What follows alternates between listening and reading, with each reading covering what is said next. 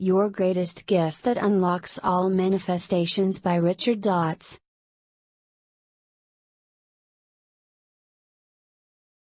Table of Contents. Chapter 1, Your Greatest Gift is Within You Right Now. Chapter 2, The Greatest Gift is Easily Overlooked by Many. Chapter 3, How I Discovered the Greatest Gift for Myself. Chapter 4, Unwrapping Your Greatest Gift. Chapter 5, Experiencing the Greatest Gift for Yourself. Chapter 6, Channeling Your Greatest Gift. Chapter 7, Dropping into Peace for the First Time. Chapter 8, Transmuting the Gift into Outer Manifestations. Chapter 9, Shaping Subtle Energy for Outer Manifestations. Chapter 10, The Nonverbal Protocol for Giving the Gift. Chapter 11, Everyone Has the Capacity for Peace.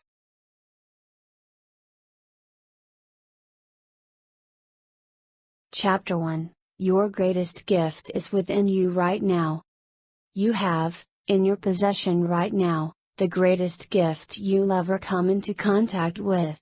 This gift, when used correctly, will allow you to break through limitations and challenges in your life and steer your life along the course of your wildest dreams.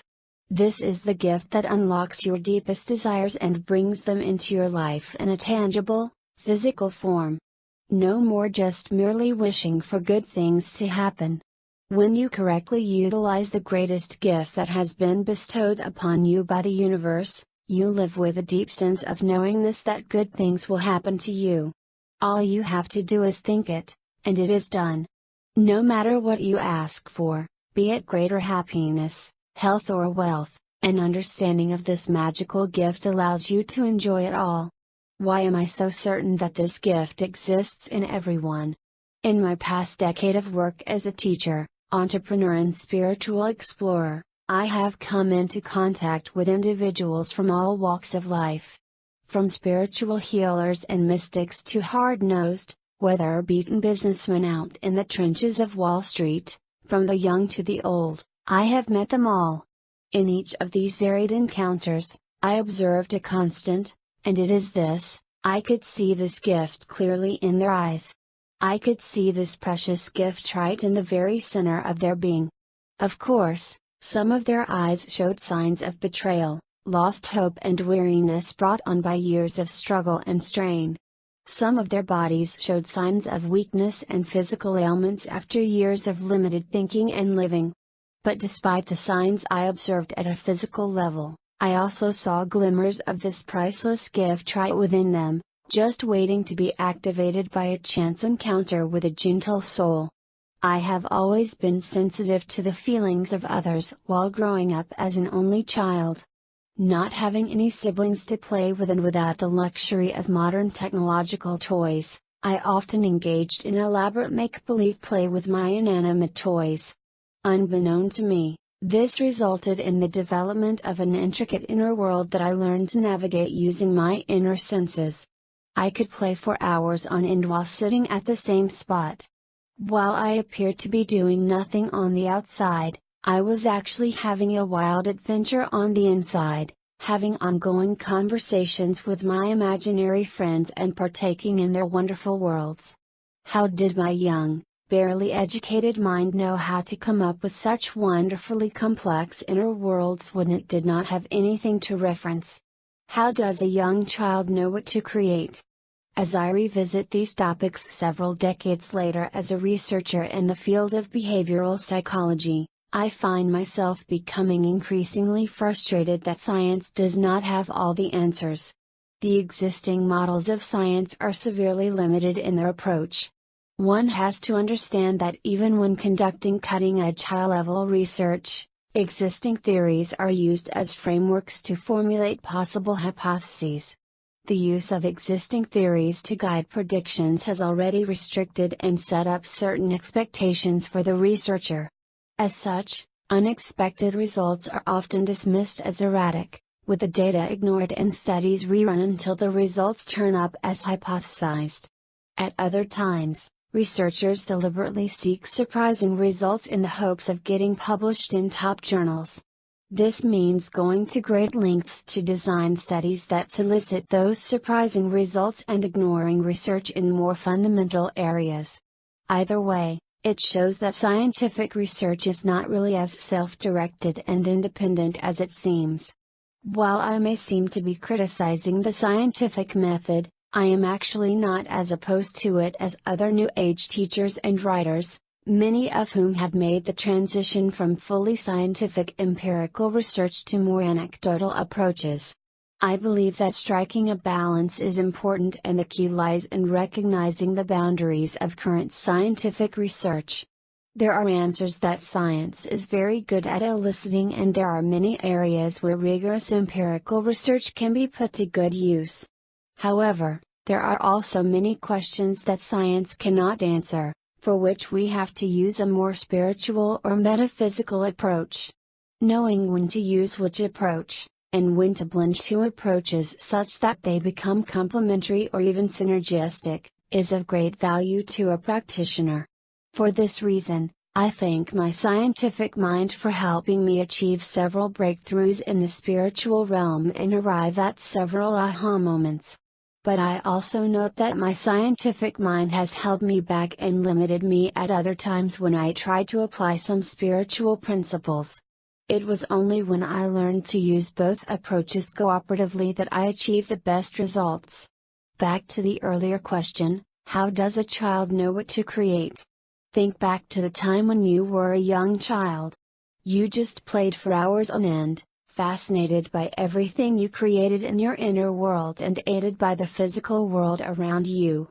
I am sure many of us can vividly remember talking to our imaginary friends and making up imaginary conversations. We flitted effortlessly from one topic to the next, from one segment to the next. We could have been playing in a dark castle in one moment and a park on a rainy day in the next.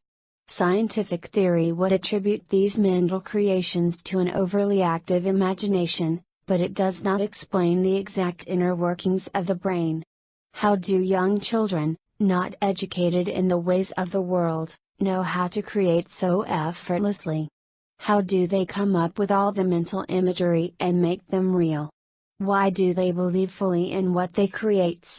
Can they turn their inner creations into tangible, physical reality? Spiritual healers have often cited a sense of childlike wonder as a necessary ingredient for any kind of spiritual healing work. Similarly, I have written about the importance of quieting the reasoning, judgmental mind when doing this inner work. We will touch on these topics in greater detail as the book progresses. But for now, it is interesting to ponder how we are all born creators at heart, with the infinite potential to create whatever we want in our lives. More importantly, we were all born without that sense of judgment, where we could just freely perceive the world around us with love and kindness. These abilities are still latent within us today, it is just that they have been overridden by more conventional schooling and the societal conditioning that we subsequently received. I remember being suddenly gripped by strong emotions when I came into the presence of others. It took me several decades to realize that I was actually picking up on the deepest feelings of those around me. Sometimes this resulted in a mishmash of chaotic feelings and emotions, some of them my own and some picked up from those around me. Since most people walk around with a sense of worry and fear about the future, it wasn't surprising that the feeling I picked up on the most often was that of fear. As a result, I became a very timid child who preferred to spend my time alone. I did not understand that the feelings I felt were not my own, but were picked up from the energetic field around me. As a child, I really had nothing in my life to be afraid of. As I grew out of my extreme timidity over the years, I also lost much of my ability to pick up on the feelings of others around me. I became caught up on the same treadmill of career advancement as all the others before me, striving and working very hard in the outer world. Despite trying very hard and doing everything I could to get ahead in society, I sensed a growing inner dissatisfaction that gnawed at my heart. There has to be something more to life than this, I frequently thought to myself. I was determined to find out what that missing element was, and thus set out on a journey to read all the self-help and personal development books I could get my hands on. This marked the start of my journey. Years later, even after a career as a business owner and teacher, I never gave up on the inner work, which I continued to do on the side. I saw my sideline work as an integral part of my life. It was more than a hobby. I had always intuitively known that if I was going to transform my life for the better, then this change had to come from the inside. I looked at several of my well-to-do family members and noticed that while they had all the worldly trappings of success, they were almost never at peace with themselves. They were always highly strung, constantly criticizing their co-workers, bosses, the government, blaming the economy, worrying about their health or envious about the achievements of others. I had an uncle who was financially rich, but would not allow himself to enjoy a single dollar of his wealth. He lived like a beggar and was plagued with pain in his body. For all intents and purposes, he was living no differently from one. If this is what worldly success meant, I was willing to forego it. It is one thing to know that we are blessed with powerful minds, but it is another thing altogether to apply this knowledge in a way that transforms our lives. This is why the greatest quest in my life has been to look for practical methods and solutions where we can express our greatest potential. The scientific method cannot help us to achieve this. It merely deconstructs what is already known for the purpose of studying it. Although we all know that the process of photosynthesis allows a plant to make food and give out oxygen, we have yet to construct an artificial leaf in the lab that can replicate this process of nature. While I am sure this will become a reality in the near future, it shows that man has to take painstaking steps just to recreate what nature can effortlessly do for herself. This is testament to the great divine intelligence that runs through all things in our universe. In a similar sense, why not go directly to the source when living our lives? Why not tap into this infinitely powerful source of universal energy that creates worlds instead of trying to figure out all the petty problems in our lives? Doing so would be like trying to perform mathematical calculations by hand when you have a powerful computer to help you. Let the universe do all the work for you as it is meant to, while you sit back and watch with a childlike sense of wonder. When you finally find a way to get in touch with this greatest gift of yours, you'll find worlds and possibilities instantly unlocked. Nothing will ever seem out of reach for you again. You'll know exactly what needs to be done and how to do it. In fact, you will merge and become one with a universal mind, where all things are possible. It is my intention to guide you through this process and show you what I have discovered for myself by bridging the gap between theory and practice.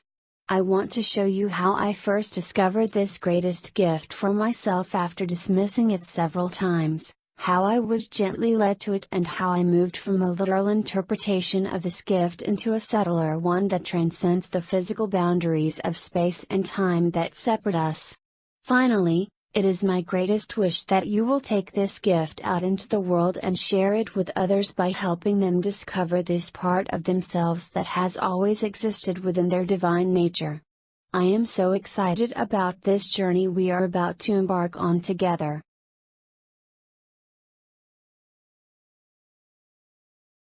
Chapter 2: The greatest gift is easily overlooked by many. Don't worry. I'm not going to tell you that your greatest gift is to be blessed with a powerful mind or that you have the infinitely powerful creative abilities of a manifester. You already know all that. It is one thing to know that you have a powerful subconscious mind at your disposal, but it is another thing altogether to learn how to tap into it. Hundreds of books have already told you the same thing, that you are blessed with the innate abilities of a creator. That you have the ability to dream and achieve those dreams, whatever they may be. That you have deep resources within you to transcend limitations and boundaries. These are concepts that a young child instinctively knows without question, yet we have grown as adults to fervently reject and argue against them. After burning through hundreds of self-help books in my early days talking about these success principles, I felt no different from when I started. I could repeat all the techniques and teachings verbatim to those around me, but I fell short when trying to apply them to my life. As a result, all of the rich knowledge I accumulated was only on the theoretical level. I could not realize any of those teachings for myself, and any success from trying the techniques was short-lived. Despite my early failures and disappointments, I always had a deep inkling that this was all supposed to be simple. I always knew that life was not supposed to be complicated and that it would not be difficult to thrive. Matthew 6:28 comes to mind, "Consider the lilies of the field, how they grow, they toil not, neither do they spin." God was telling us in parables that the hard work and struggle is always optional. However, my physical experiences at that time contradicted these vague inner knowings. I eventually came to believe in the need for hard work and struggle, just like everyone else. I had unknowingly taken part in the big societal rat race where everyone was running furiously with their eyes closed, not even knowing where they were going or what they were striving for. This is not a mystery book, so I will reveal the greatest gift to you in a moment. Before I do, however, I would like to set the stage for its revelation. The reason is because the greatest gift does not come in a form that we would expect. Indeed, if we knew what we were looking out for, we would have found this gift long ago. This greatest gift comes in a form that is so unexpected and out of the ordinary that the majority of the population will dismiss it without a second thought. It will seem to be something so trivial, so familiar to each and every one of us that we will not pay any attention to it. Yet I know now, after years of applying this material, that this is the true shortcut. This is the real secret. If there is any secret to success, it does not get any closer than this. What form do you think this greatest gift would come in? Most people readily claim that receiving a huge sum of money would be their greatest gift. Or how receiving the gift of knowledge to solve any problem in life would be the greatest gift to them. Both of these answers reflect the misguided belief pervasive in our society that the most valuable things are those outside of ourselves. Money is something that is external to us, yet it is revered as a powerful problem-solving tool in our modern society. I've heard a famous author teach that if a problem can be solved with money, then it is no longer a problem. Instead, the problem becomes a mere inconvenience. He used this to build a case on why it is important to have money in life. Of course, this leaves us with all the problems money cannot solve and the things money cannot buy. What about issues like health, happiness and relationships? Money is often helpless in such situations, no matter how much of it we have. This is where doing inner spiritual work comes into play. Therefore, if I were to offer a twist on the earlier saying, it would be this: if a problem can be solved spiritually, then it is no longer a problem. It becomes a mere inconvenience. What problems can be solved spiritually? Since the divine does not even perceive any problems or limitations to begin with, I have found that all problems can be solved spiritually. There is not a single problem or issue in life that cannot be tackled with a spiritual solution. Not a single one, except those that you claim cannot be solved. Once you realize how to bring forth and apply a spiritual solution to every perceived issue in your life, all of these petty issues and concerns automatically fall away, they dissolve of their own accord. The things that bothered you in the past no longer irritate you. You become one and at peace with everything. So now you know that your greatest gift does not come in the form of material goods. It does not come from a place outside of yourself. It does not come in the form of money or riches. Be thankful that your greatest gift does not come in these forms, because that would not provide a lasting solution to the perceived problems in your life. I can't even recall how many times I've dropped to my knees and just prayed so hard for money to suddenly appear in my life. Just give me this $10,000 and I can use it to solve my problem straight away. Or just give me the money I need to make this physically manifest in my life right now. There comes a point in every spiritual student's life where they will just break down and ask directly for money. But such beseeching rarely works. Looking back, I am so thankful that the universe did not just give me money outright whenever I asked for it. It couldn't, as doing so would have been a violation of these universal principles. But I am glad the money did not just fall into my lap when I asked for it in the past, because it would have meant losing out on the opportunities to realize these authentic teachings for myself.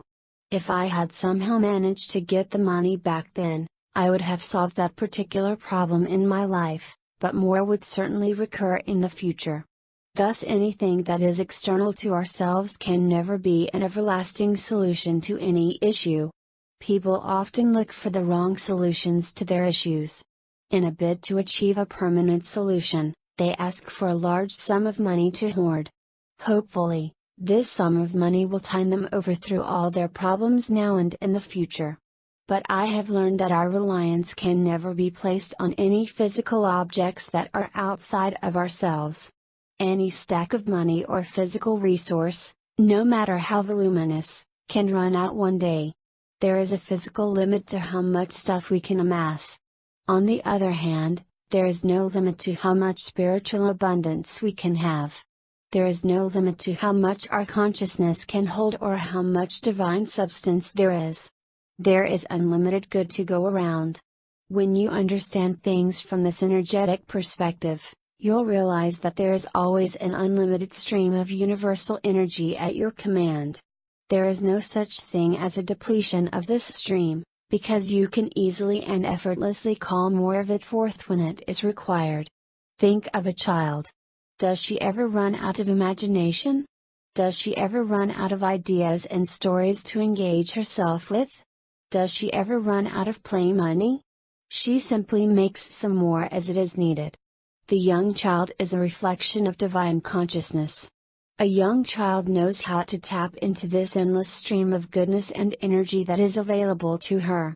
That is why we often describe young children as having boundless energy. When we understand the unlimited nature of energy, then we have to ask ourselves why mental blocks and stagnation occur so frequently to adults. Why do adults feel that their lives are stuck or that they have run out of ideas? What is it that makes the difference between an adult and a child? For one, the adult believes in scarcity, the child does not. Observe young children playing and you will see that they do not even perceive the concept of scarcity. It just does not exist in their world. Lack is nowhere to be found in their vocabulary. If we adopted this way of thinking and acting in the world and transposed it into our adult minds, what do you think would happen? When we all start running into problems, spending more than we have, or would we create a new flourishing, a new age of abundance for ourselves? Do not be so quick to answer, instead, just ponder the possibilities. If we truly took our deep-seated beliefs in lack, scarcity and limitation out of our vocabulary, what do you think would happen? The first tendency is to believe that we would all go amok with our spending and max out all our credit cards, but probe a little deeper and you'll realize that answer to be also one that is rooted in the fear of lack. If lack and limitation were truly eliminated from our belief system, we would all perceive infinite abundance everywhere we turned.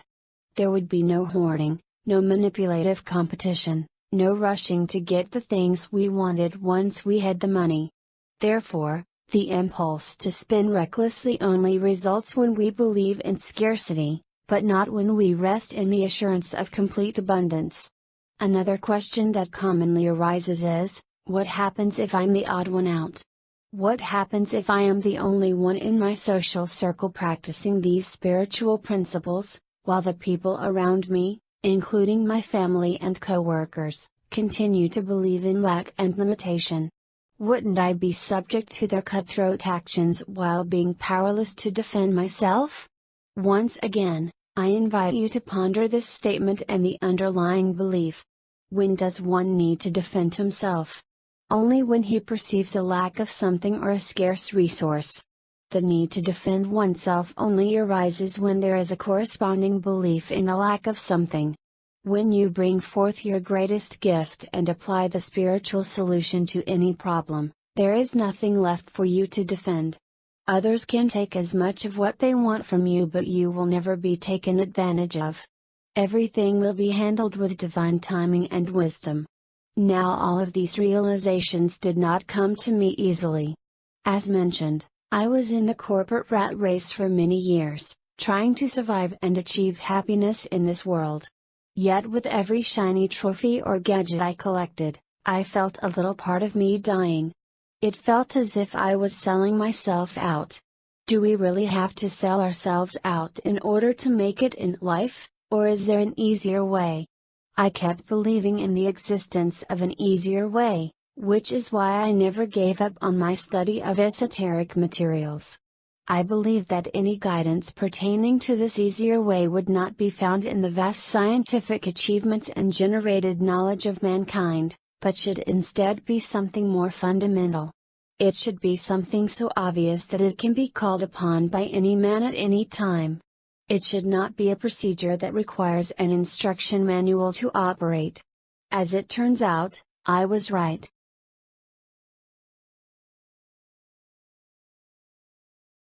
Chapter 3: How I Discovered the Greatest Gift for Myself. As I look back at my life, I can pinpoint 2 specific incidents that pointed me toward my greatest gift. I also realize that these 2 incidents were great gifts in themselves, in that they planted in me the seeds for my eventual awakening. The first incident occurred during my early days as an entrepreneur. I had tried everything possible and was down to the last few $100s in my bank account. All viable income streams seemed to have dried up.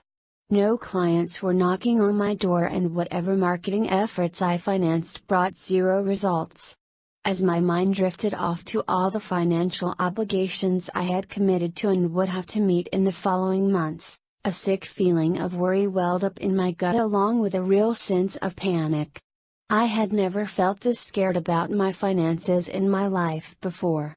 In times like this, I usually try to take my mind off the subject by reading some of my favorite books. One book I read at that time was The Nature of Personal Reality by Jane Roberts. I'll never forget the surreal feeling of calm and comfort that overcame me as I read these 2 statements by Seth, as channeled by Jane Roberts. 1. Your point of power is in the present. 2. You create your own reality, there is no other way. I don't know what it is about those words that brought so much faith and peace to my heart. I only know that I felt a real sense of relief after reading those words, and it was relief I'd not experienced in the past few months of sleepless nights. As I pondered those words and read them over and over again, I felt something shift inside me. It was as if I had reached the tipping point for all my worries, and now the tides were finally turning in my favor. I still remember excitedly typing out those 2 statements on a card and pasting them on the wall in front of me. Somehow, an inner sense of calmness and peace overcame me each time I pondered the deeper significance of those words. The second incident happened shortly after I separated from my business partner. We had parted on unfriendly terms, and the business that I inherited was in debt and on the brink of collapse. Yet it was my only viable source of income at that time. We had spent much time building up the business, and I was not ready to give it up just yet. However, the reality was that I had only enough money in the bank for no more than 3 months of living expenses. Those feelings of extreme worry and that sick feeling in my gut started dwelling up once again. I remember driving around in my beautiful car and wondering how I was going to make ends meet. One day, as I drove my mom around, I casually shared with her some of the concerns that were in my mind at that time. How was I going to keep the business running?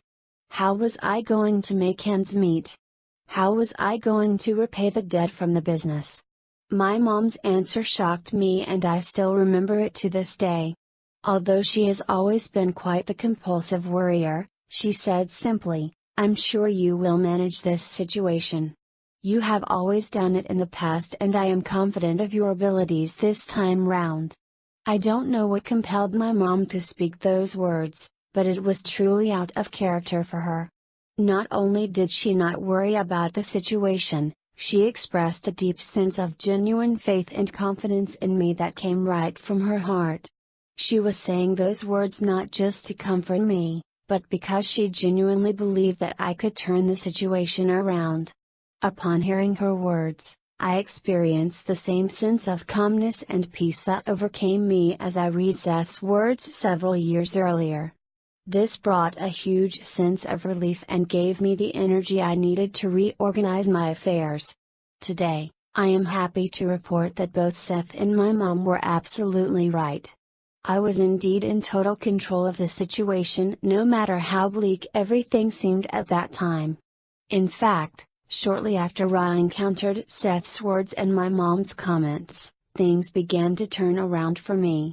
I began to find capable individuals who could take over the responsibilities of my ex-business partner.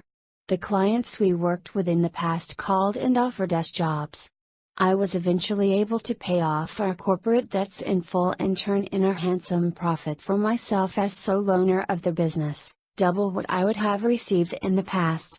Because I had to run the business on my own, I engineered various ways that allowed our processes to be more efficient, which brought about more gains for the company. Throughout all the events that transpired, I never once attributed the quick turnaround of the situation to the unconscious application of my greatest gift. I had always assumed that it was some kind of good fortune or some kind of turning of the tides that had occurred. But as I have written several times, there are no coincidences in your life. Everything is in your life for a reason, whether brought about by you or to lead you toward your greater good. The final guidepost came in the form of a strange inner nudging.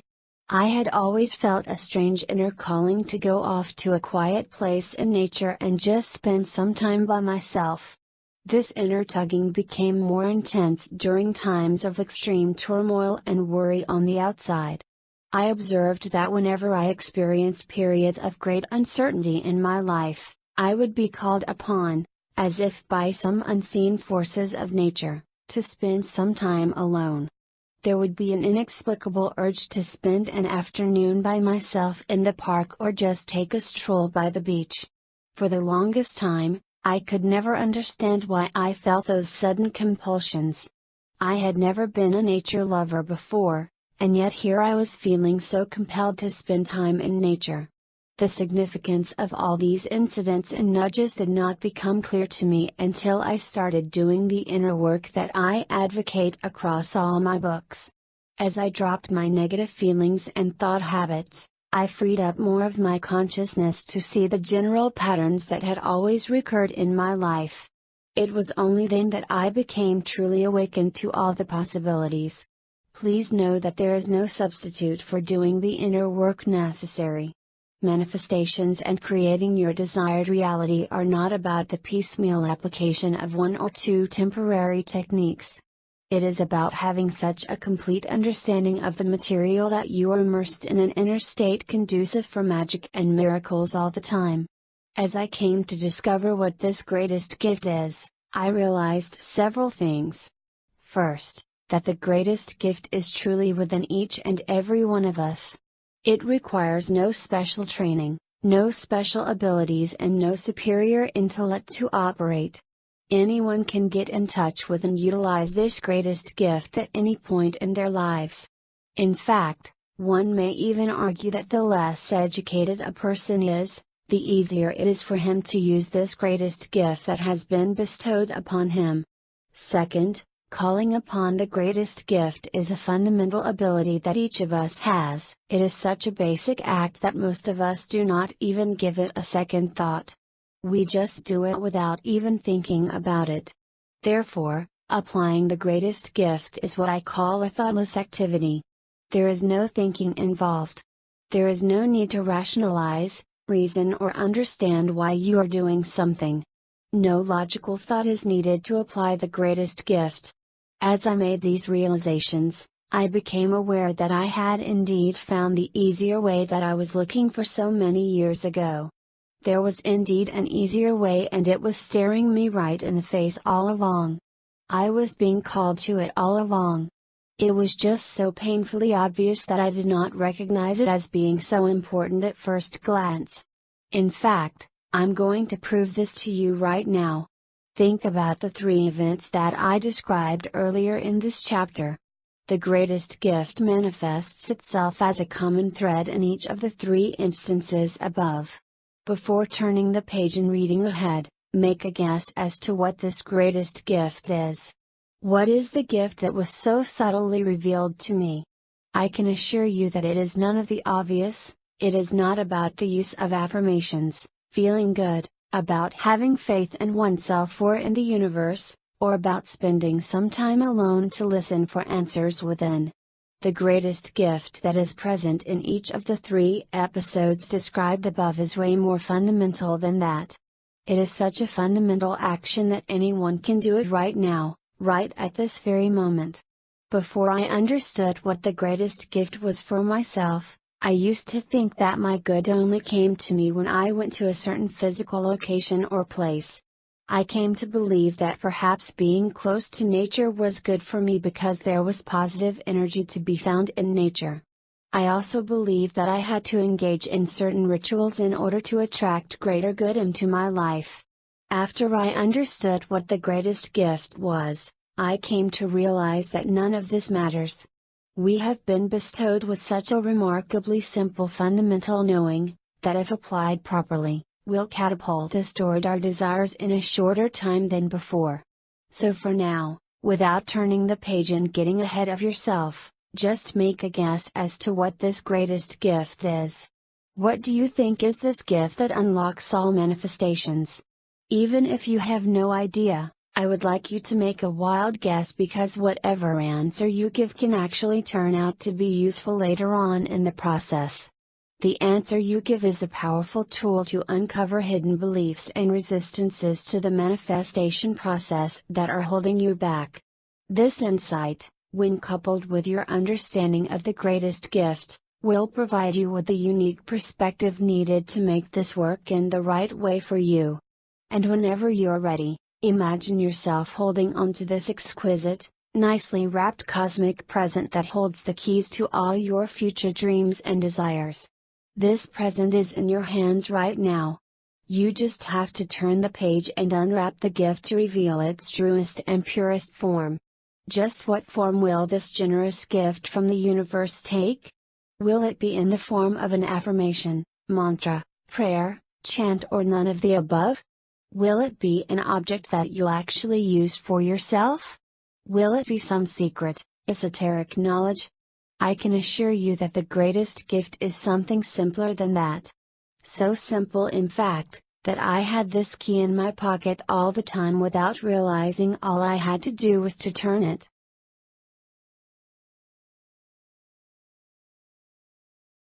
Chapter 4, Unwrapping Your Greatest Gift. What do Seth's words, the encouragement from my mom, and sitting quietly by myself in nature have in common? The answer to this question points the way toward the greatest gift that unlocks all manifestations. Not just my greatest gift, but yours as well, and that of every single person living on this planet. Why am I so sure? Ever since I realized the infinite potential of this greatest gift, I have made a conscious decision to apply and bring forth its greatness on a daily basis, at least once a day. My life has never been the same since I actively accessed this gift that has always been inherent in me. But until I made an attempt to bring it forth, this ability lay dormant within me, waiting to be awakened at a moment's notice. I will first summarize the essence of the greatest gift in one single sentence before explaining further. Your greatest gift is the sacred feeling of inner peace.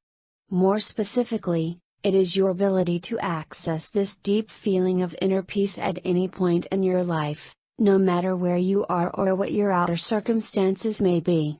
The ability to feel a deep, profound sense of inner peace at any moment is a fundamental tenet of all the world's major religions, with not a single exception. Ever since discovering this greatest gift for myself, I have seen it appear over and over again in the teachings of the Bible, Dead Sea Scrolls, Tao Te Ching, Buddhist scriptures and so on. Yet somewhat unfortunately, this basic fundamental teaching has been glossed over by modern truth seekers in favor of more complex rituals and spiritual practices. In all of the spiritual practices that are known to be effective and across all the cases of miracles that have been performed, there is always an unchanging constant, and it is peace. When I read Seth's words and heard my mom's, this same element was present. Those soothing words brought instant peace to my troubled heart. When I was nudged to take a quiet walk in nature away from all my worldly affairs, the universe was actually gently nudging me toward peace. Somehow, the infinite intelligence of the universe knew that if I found some peace within myself, then all the perceived problems in my world would automatically straighten themselves out and drop away. Each time I accessed a bit of that peace for myself, even for just a split second, it created a much needed opening for the universe to work its magic and deliver my greater good to me. If I managed to stay with that peace for longer and longer periods of time, I observed that good things would quickly manifest themselves in my physical reality. Therefore, if we want to truly understand the art of manifestations, we have to understand how to access this profound sense of inner peace. The ability to feel a sense of inner peace is our basic nature. It is so fundamental to each and every one of us that we may have dismissed this ability a long time ago. So what? It's just a feeling of peace is what many people tend to say. I used to dismiss it too, thinking that feeling peaceful on the inside was deluding myself and escaping from all the problems of the real world. But it is no accident that my outer situation began to turn itself around each time I accessed my feelings of inner peace, even for very short periods of time. I have found that how long you stay in a state of peace does not matter. What matters is how deeply you access this state of inner peace. The deeper the state, the more profound the outer transformations. You'll quickly realize that all the spiritual teachings in the world today are built upon the foundation of peace. Without peace, nothing is possible. The practitioner must first bring himself to a place of calmness and peace within before physical transformations can happen on the outside. Therefore, is it possible that this feeling of peace is what causes all the magic and miracles to happen in the first place? Is it possible that this inner peace is the catalyst for all the transformations, rather than the rituals, words, prayers or actions that follow? I think this peace is a necessary condition for all miracles to take place. When you first access that place of peace within yourself, you bring forth latent abilities and potentials to work miracles that have never been used before. You transcend your perceived physical boundaries to become spaceless and timeless. The first step to utilizing this greatest gift is to get in touch with it as soon as possible. As you do so in the beginning, seek not to immerse yourself in this peace for extended periods of time, but instead to connect with this peace deeply and profoundly. Seek a deep connection with this inner peace. If you manage to do so, then even a few seconds fully immersed in peace is sufficient to cause outer shifts in your physical world. Why is getting in touch with this inner sense of peace so important? I have never explained this subject in this manner before, but some groundwork is in order before we move on to the subtler aspects. The essence of inner peace is a state of zero. As I have written in the past, a state of zero is an extremely conducive state for our outer manifestations because we completely drop all negative feelings from our consciousness. However, what I have not emphasized as heavily is that a state of zero is also completely neutral. This means one does not feel any positive emotions either. The state of peace is one in which we feel neither positive nor negative. We are completely at rest, at zero. It is a state marked by the conspicuous absence of all of our negative feelings. Fear, worry, desperation, attachment, guilt, irritation, anger and jealousy simply do not exist when we achieve that feeling of peace within. At the same time, we hold on to none of the positive emotions, even the supposedly good ones. We let all our positive feelings of joy and happiness go, regardless of how good they may feel to us. The willingness to let go of our good feelings is what will bring us to a state of peace and zero. For the longest time, I struggled to find the right physical words to explain what happens when we reach a state of complete zero. I had experienced this state for myself over and over again, but was at a loss for words to describe my experience. I wanted to capture the exact essence of what happened when I finally reached that 0 point, but all I could describe were the feelings of deep joy and unconditional love that followed shortly after. As it turns out, bringing oneself to that inner point of peace will automatically result in spontaneous feelings of joy and love. But those feelings are not the feelings of being in a state of complete peace. It turns out that the words I needed were filled in by quantum physics. I am not saying that this is the last word on the matter, but it is one of those cases where science supplements spirituality beautifully by providing us with a framework with which to understand the material. However, know that your understanding is never a hindrance to your application. You can benefit from all this even without a scientific understanding of the process, in the same way you can flip on a light switch without understanding the underlying circuitry. In her excellent book on developing one's intuition titled Your Sixth Sense, psychotherapist Belrathnapa Urstic describes the pendulum theory put forth by Israeli-American scientist and mystic Itzhak Bentov. The late Bentov, known for his studies on consciousness, proposed that since our bodies are all made up of energetic particles that are constantly in motion, the back and forth vibrations of each particle follow the swinging motion of a pendulum. Picture a pendulum swinging from side to side. As it reaches its highest point on either side, the pendulum is in a momentary state of complete rest before making its return journey. According to Bentov, this is when it enters into a 0 point for a very short period of time and becomes non-material in our space-time reality. In that fleeting instance of being at rest, the pendulum actually achieves infinite velocity and is simultaneously present in multiple dimensions of our universe. However, the moment it resumes its motion, the pendulum once again becomes present and rejoins our three-dimensional space-time reality. Bentov's pendulum offers a fascinating framework to interpret the benefits of bringing ourselves to a momentary state of peace even for a split second. While the pendulum or energetic particle looks completely still, it is actually in such a profound state of stillness that it has gone out of this world into other dimensions. Bentov goes on to assert that our bodies blink off and on in this manner at least 14 times every second, during which we access other dimensions and realities. This is one of the possible channels through which we receive pieces of information not known to us through our five senses.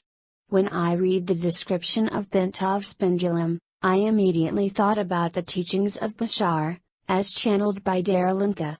Bashar famously said that when it seems like there are no options available to you, that is when there are actually infinite options available. I saw the parallels between Bashar's words and Bentov's pendulum almost immediately. While it seems as if the pendulum is doing nothing, at a state of complete rest, it is actually doing and becoming everything all at once. It is in such a state of profound stillness that it transcends the space-time limitations of our three-dimensional universe and achieves a state of omnipotence. No wonder the universe kept nudging me to find that stillness within myself. As I think back to the 3 episodes outlined in the previous chapter, I realize that each of those 3 instances allowed me to momentarily achieve that state of inner peace. My mind was fraught with worry and fear over my financial future, but reading Seth's words stopped all of those worrisome thoughts and put me in a state of profound peace, even for just a split second before my worrying resumed again. It was that momentous state of profound peace that I had unknowingly reached that reversed my fortunes. Subsequently, the same thing happened when I heard the encouraging words from my mom. After losing sleep and spending every single waking moment immersed in my perceived problems at that time, the words from my mom brought a welcome sense of peace and assurance into my life. It did not even matter whether I consciously believed in her words, but those words were all that was needed to create a momentary pause in my chaotic inner thoughts. That pause was all that was needed. In that moment when my inner thoughts came to a complete standstill, I reached that elusive state of zero. I had passed through the 0 point where I ever so briefly went out of this world, became infinite and popped back again.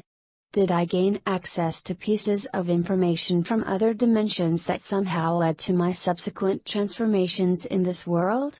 Or did I manage to tap into powerful universal forces that were in those dimensions? I will never know for sure, but physical transformations did occur for me, and Bentov's pendulum is a fascinating possibility to ponder.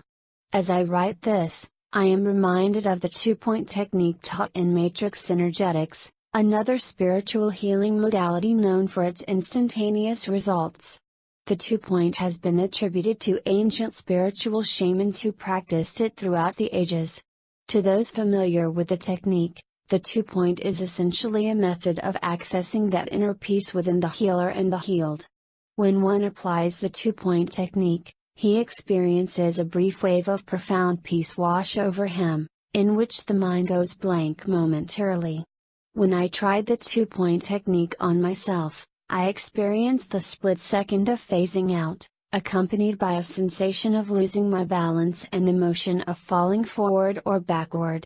This description fits surprisingly well with what we have just discussed.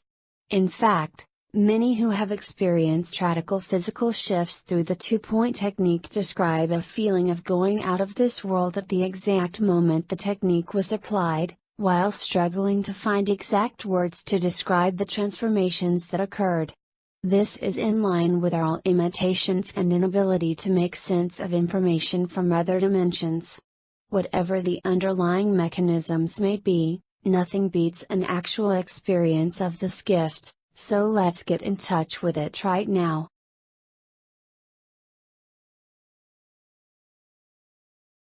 Chapter 5, Experiencing the Greatest Gift for Yourself. Your greatest gift is the ability to connect with and be in a state of deep inner peace.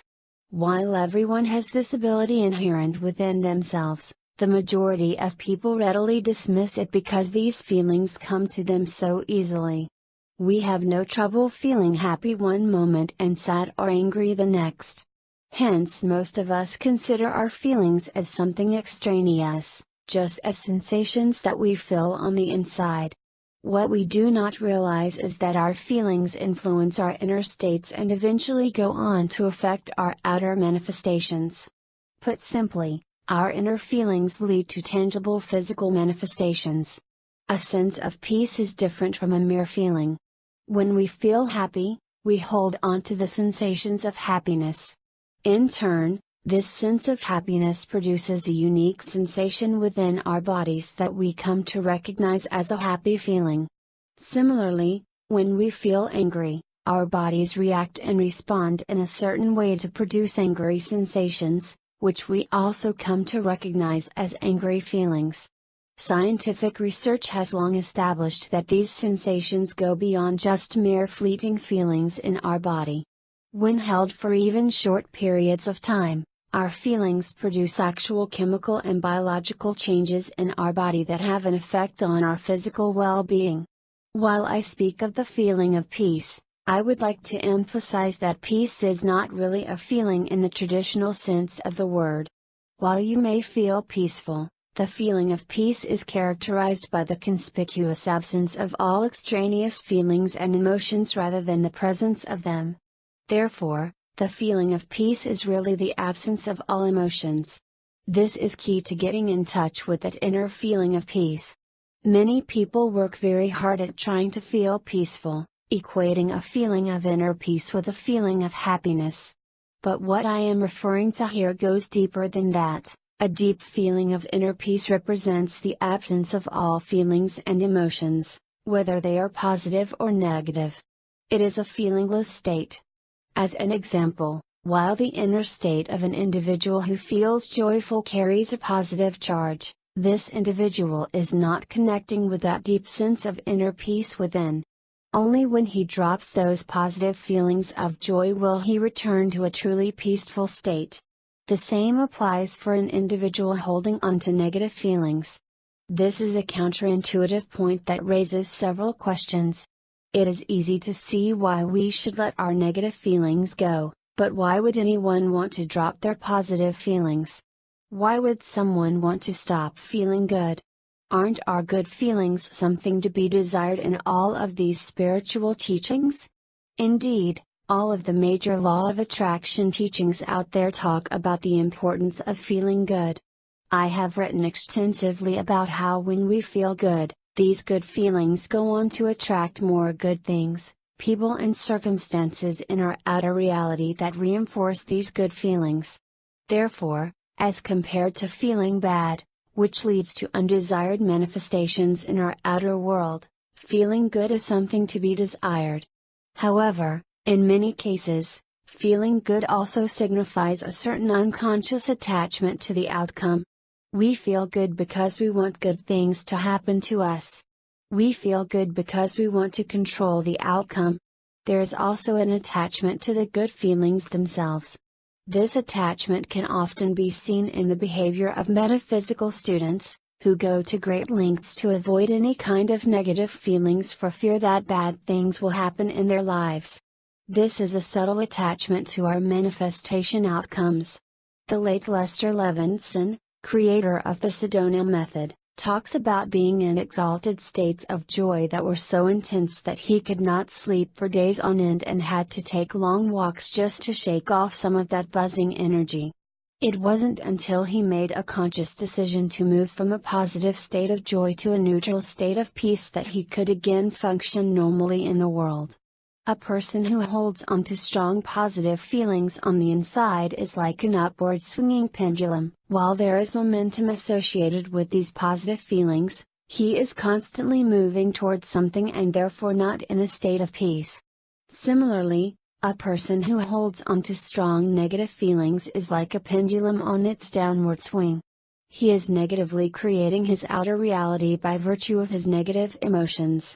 Finally, a person who is in a state of profound, inner peace, just like Lester Levinson consciously decided to be, is like that pendulum at the highest point of its path. It becomes out of this world. It is in this world but not of it.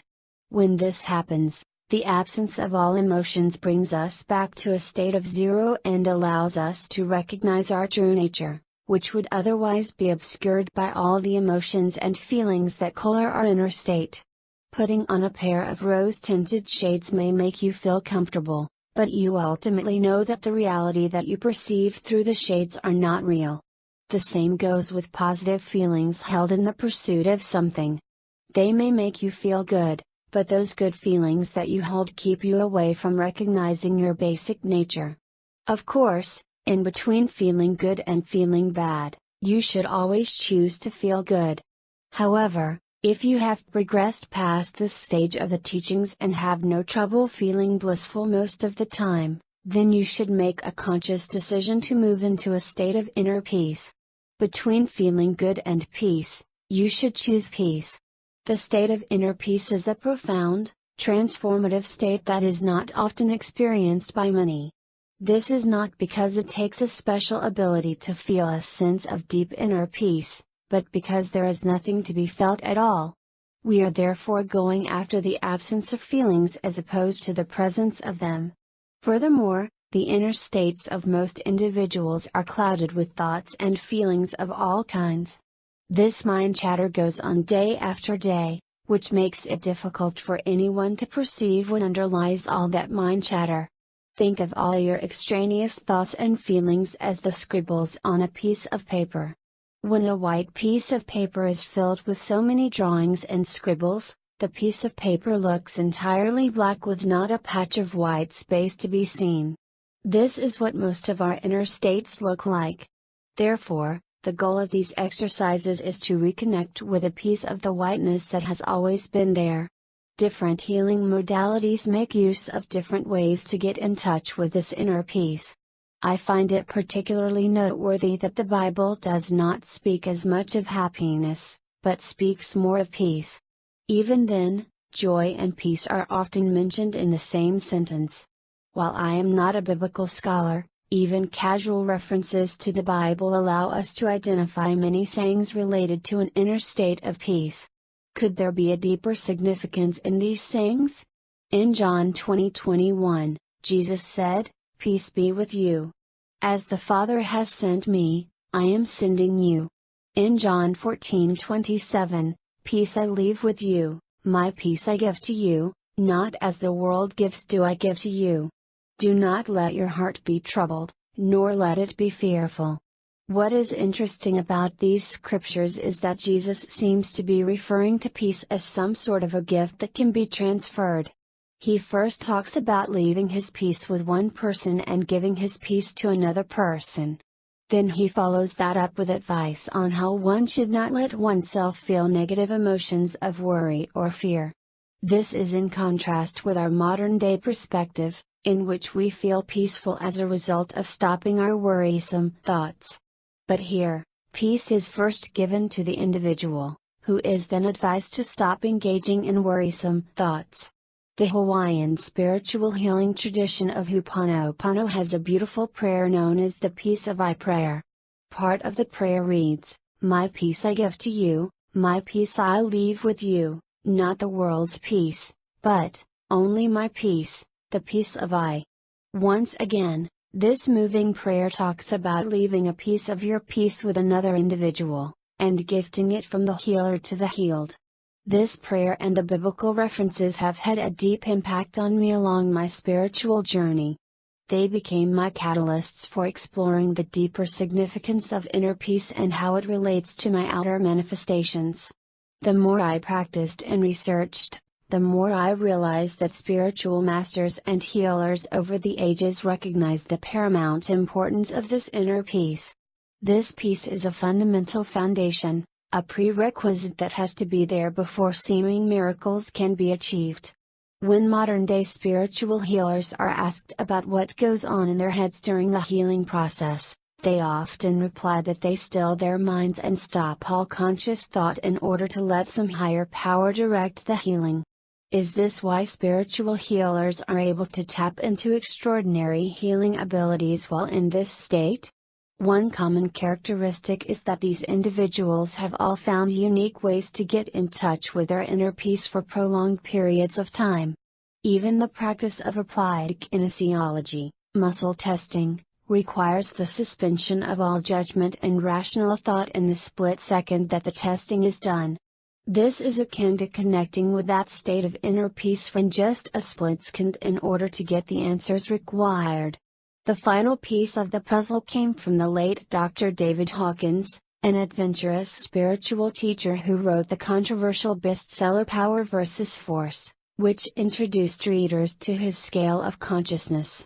In his book Letting Go, Dr. Hawkins talks about the importance of letting go of all feelings and ignoring one's thoughts. He went as far to state that all our thoughts are merely rationalizations of our feelings. It is no surprise that Dr. David Hawkins was one of the early students of Lester Levinson's Sedona method. I had an epiphany upon reading the words of Dr. Hawkins and realized in that moment that peace should be a thoughtless activity. By this, I mean that when there is peace, there should not only be no feelings, but also no thought. One should stop all thought in the moment of connecting with that peace within. To the extent that we can get ourselves to a state of zero feelings and zero thoughts, we will be moving out of the way and letting some higher power take over to do whatever needs to be done in our lives. Instead of fighting so hard for or against certain outcomes through our holding on to positive or negative emotions, we instead shift into a neutral state and let the universe do its job. The good news is that this profound state of healing can be affected by you. You do not need a healer or a third party to do it for you, although being in the presence of a teacher with an elevated consciousness can often reshape your consciousness as well. In other words, when you get in touch with those deep feelings of peace, you not only have the ability to effect deep changes in your own life, but also the lives of others as well. This is perhaps what the ancient spiritual masters meant when they spoke of gifting this peace to others. They knew deeply that giving this greatest gift would not leave them with nothing, but instead would enrich their lives in unseen ways. The peace you have within you is truly the greatest gift because not only can it be applied in different ways to change physical matter, it is also infinite. The peace cannot be diminished or depleted in any way. It is omnipresent. Something that is infinite can never be used up in any way. As we close this chapter, a verse from the Upanishads, ancient Hindu scriptures that are thousands of years old, comes to mind. From abundance he took abundance, and still abundance remains. Thus, in the same way, from peace, you can give peace, and still peace remains.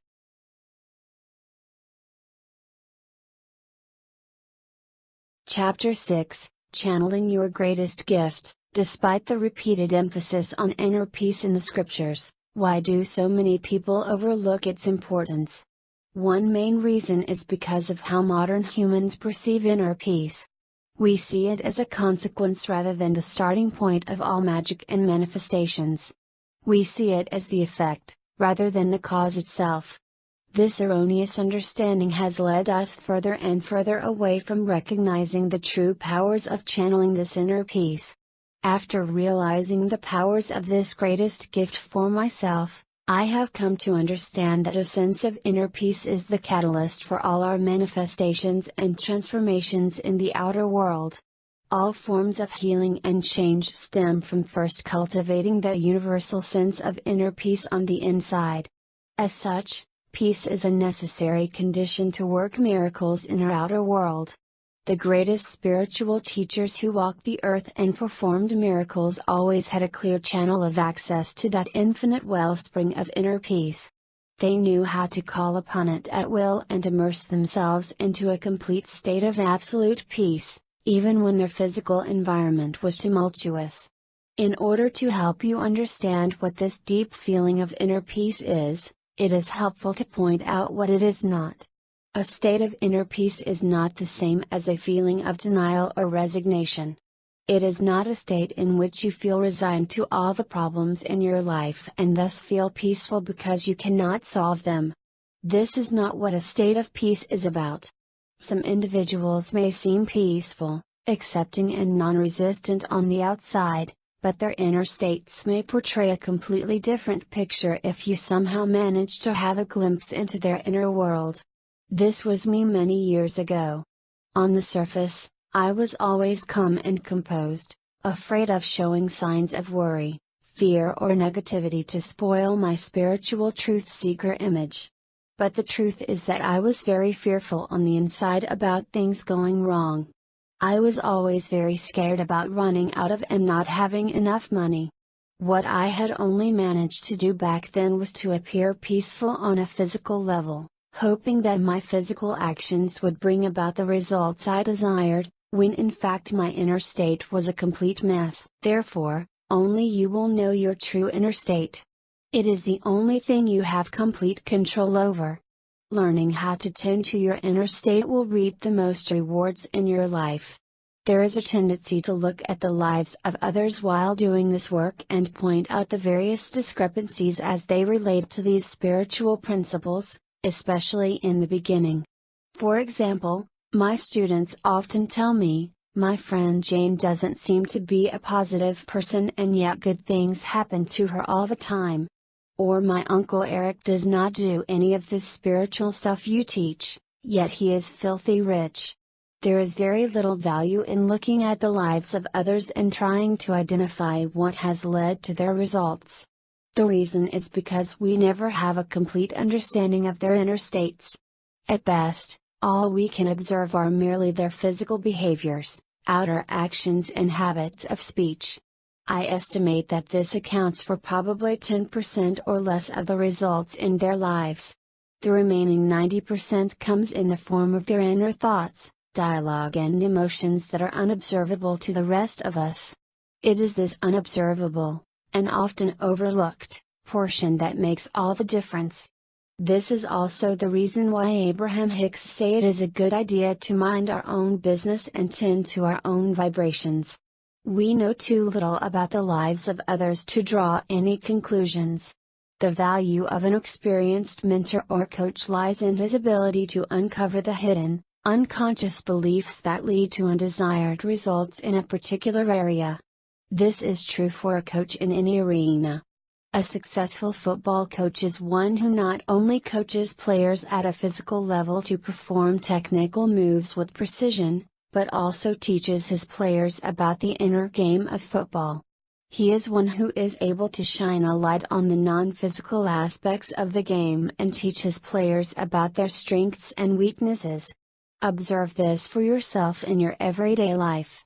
We see many technically competent individuals, even Olympic-level athletes, who have performed poorly as coaches simply because they only coached their players on the outer, technical aspects of a sport. My point here is that it is difficult to observe whether a person is truly peaceful on the inside. Only the person himself or herself knows. Other than that, only an intuitive person tuning into the energy fields of that person knows. Many spiritual or religious individuals are really not at peace with themselves at all. Although they may appear pious on the outside, they actually live with a deep sense of fear and superstition on the inside. This can be seen at a physical level, when they frequently tell or instruct others on how to behave properly, in line with certain religious standards. These individuals are quick to point out the flaws of others and how they do not fit in with religious teachings. Understand that this is not a true sign of inner peace. When you have achieved total peace, everything and everyone will be alright to you. You will be able to look at the actions and behaviors of every individual and feel loving kindness for them, even though you may not personally agree with their actions or choose the same for yourself. This is what I call the litmus test for peace. As I guide you through an exercise to experience this sense of peace, the litmus test for whether you are there yet will be how you feel about the things that normally displease you. Do they feel jarring to you? Do they seem particularly obvious to you? Do you feel a need to open your mouth and say a few words? Do you feel a need to physically intervene? If your answer to any of those questions is yes, then you have not reached that state of inner peace. When you are in peace, you merge with the universal consciousness. You become one with all that is. In that state, all negative emotions and the need to be right simply melt away. I encourage you to take dips into this state of inner peace as often as you like.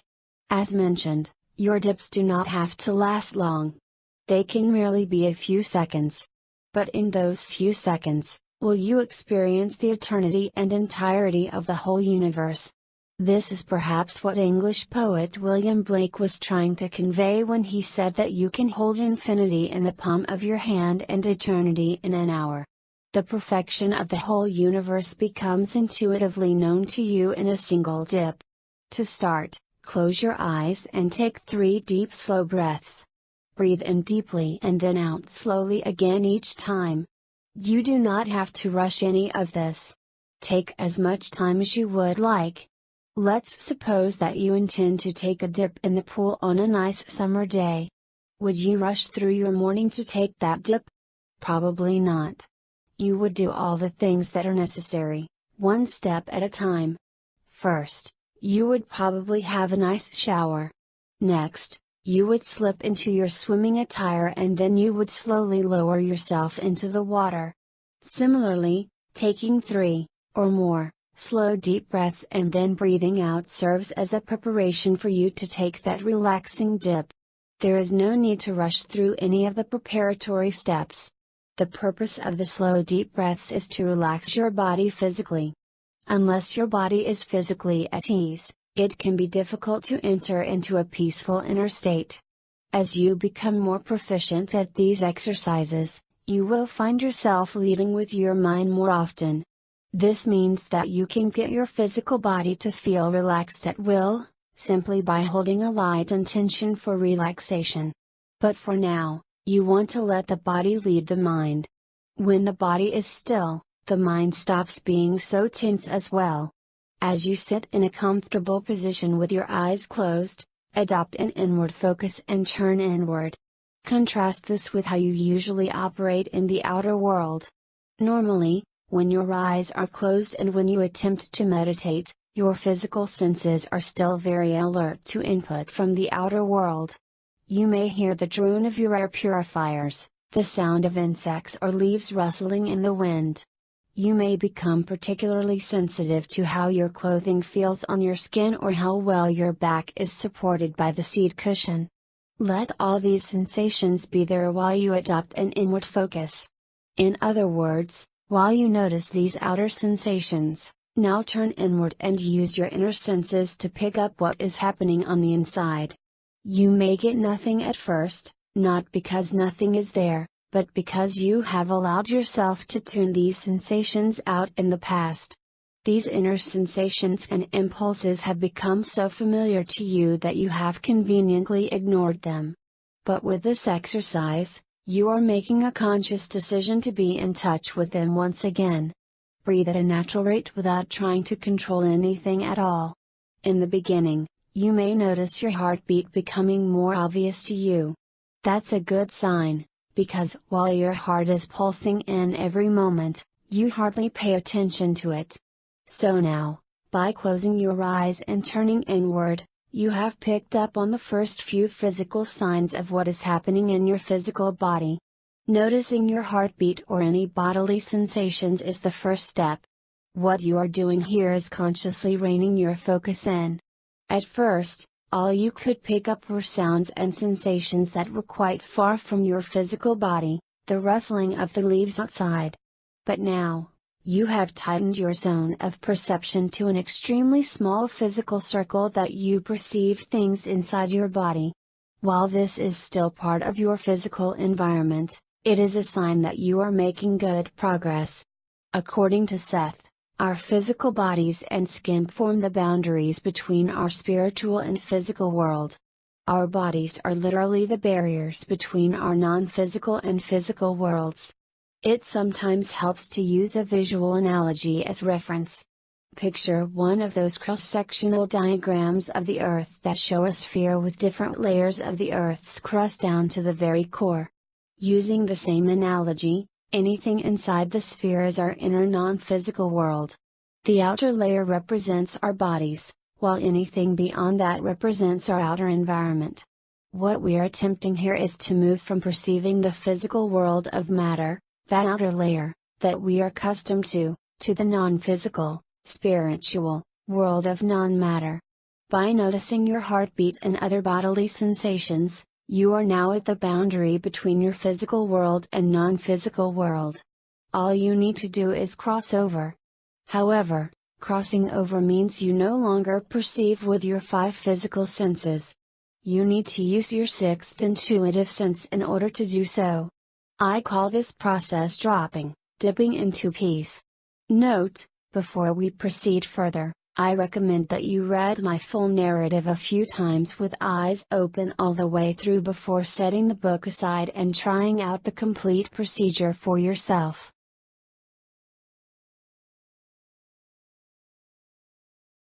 Chapter 7, Dropping into Peace for the First Time. Once you're at the peripheral boundary between your outer physical world and inner spiritual world, all it takes is a conscious intention to turn your perception inward. Some readers may feel an acute sense of fear or apprehension at this point because it is something they have never done in their lives. They are so attached to using their physical senses and physical bodies that the thought of turning inward into the void can stir up great feelings of uncertainty and fear in some people. Understand that these feelings are natural. They are part of human nature. At the same time, know that you can use the letting go process to let these feelings of fear go. I cover the letting go process in several of my other books.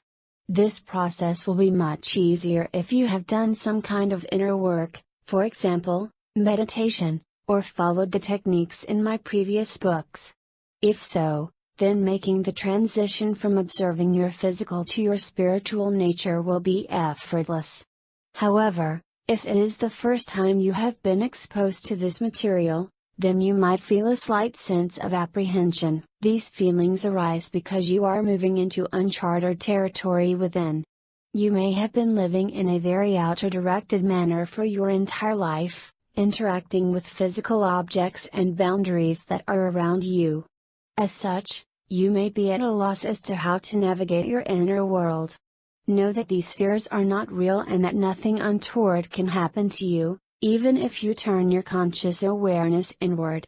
On the contrary, you're about to discover a beautiful and intricate inner world, filled with exquisite details that you never noticed before.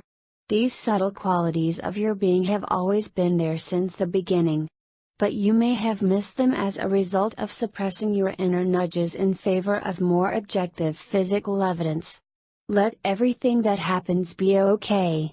When you are at the periphery between your physical and non-physical world, you have a greater awareness of the physical sensations in your body. For example, you may notice your breathing, your heartbeat, or even certain muscles twitching. Let this be a sign that you have narrowed your sphere of focus such that you are now perceiving things that are happening within your body.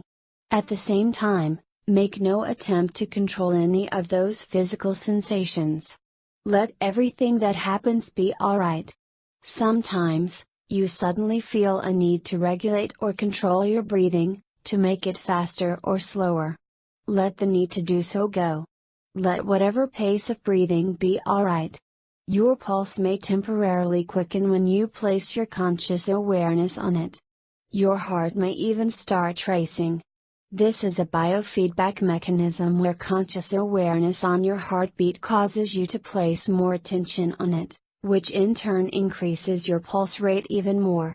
If that's the case, just take a few deep breaths and relax more deeply. The key to doing these exercises is to remember these two truths. First, you are not rushing to go anywhere, so take as much time as you would like. This means following the steps when you have a block of free time, rather than squeezing it between two appointments. Time pressure is always counterproductive. Second, you are not rushing to achieve anything.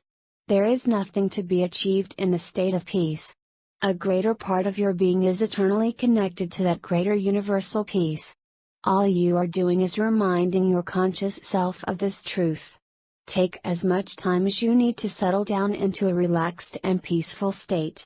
You may feel your muscles relaxing or your shoulders drooping slightly.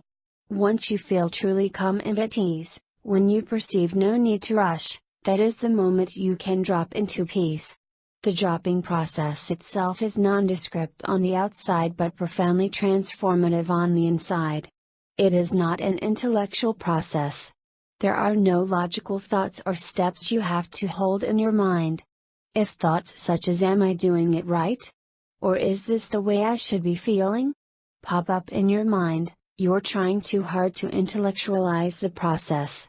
There is no thought involved when dropping into peace, so let go of any need to rationalize.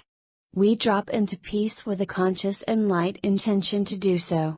The most effective way for me is to think peace and let it happen for me.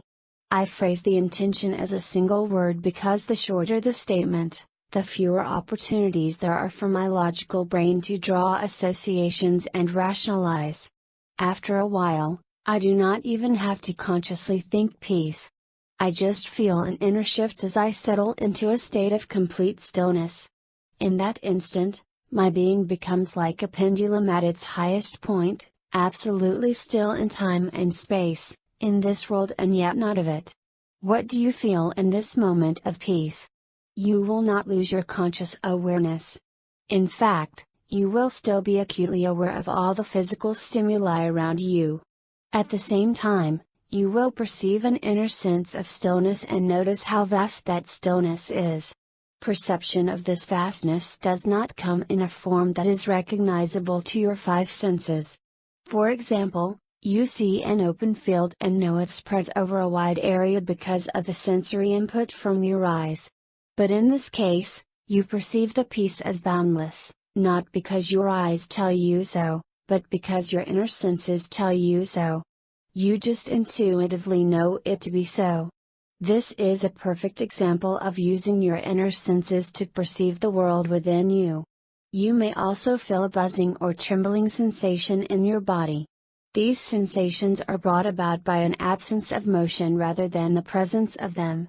Your physical body has become so used to being in constant motion that when you become still and silent for one moment, the absence of motion causes an energetic buzz within you. When I settle into my inner peace, I perceive a sense of being sucked into the center of my body. I do not feel these sensations with my physical senses, but rather, through my inner senses. After some practice, you'll become adept at picking up the impulses sent by your inner senses and contrast them with those sent by your five senses. Accompanying this sense of being sucked into a void at the center of my being is a feeling of physical expansiveness, as if I have just been led through one end of a black hole and emerged from the other end. Picture a V-shaped funnel tapering into black hole with another funnel leading out through the other side. That provides a good pictorial representation of what I mean. The interesting thing is that I always perceived these sensations even before I read Bentov's description of the zero-point pendulum, so his explanation really resonated with me. Whatever the mechanisms are behind the process, you do not have to understand or pinpoint the exact science to experience the same benefits for yourself. The immediate physical feelings that arise once you have dipped into that inner sense of peace will be a sense of expansiveness and joy. I often break out in goosebumps all over my body. This is also the point at which the law of attraction starts to draw good feeling thoughts into my consciousness. For example, you may feel your mind drifting off to pleasant memories or thoughts. When you have these thoughts running through your mind, you are, strictly speaking, no longer in that state of profound peace, but that's not a bad thing at all. What's more important is that you have dipped yourself in a bit of that peace to begin with. The state of complete peace is a totally non-resistant and allowing state. That's why when you reach that point, you are in such a state of allowance that good feeling thoughts and sensations just rush to fill up your beingness. Dipping into that peace, even for extremely short periods at a time, can have far-reaching implications for your wellness and well-being. Even without any conscious attention to the various problems and issues in your life, you may find that these issues subsequently straighten themselves out, as I've discovered for myself. Divine intelligence is present in its purest and most subtle form in this inner peace. This is what quantum physicists refer to as the zero-point field, from which an extraordinary amount of energy can be created and directed toward different applications. Yet there is no need to consciously direct this energy with our will. I have found that when we allow ourselves to dip and settle into this peace for even very short periods of time, 1 to 2 seconds, we reap all the regenerative and healing benefits of this peaceful potential of energy. It's like returning to the wellspring of source that gave rise to everything and taking a bath there. Therefore, do not worry about whether the source energy will know what your problems are and pinpoint them correctly in your life. When you first get yourself to a state of peace, you will be stepping aside and letting divinity do its magic through you. The infinite intelligence of our universe knows what needs to be done and does it to perfection every single time. It would be a mistake to dip into this peace and then try to turn it into some kind of a manifestation technique. Some people deliberately intend what they want or repeat affirmations when they are at that state of peace. I have found this to be counterproductive and unnecessary. You do not need to tell the universe what you want in words. The universe already knows clearly and precisely what you want. When you are at that source of peace, there is no need to justify or keep asking for what you want. There is no need to convince the universe that you deserve to have what you ask for. All asking is merely unnecessary convincing or persuading. Instead, when you are at zero, you allow what you have always asked for to come to you.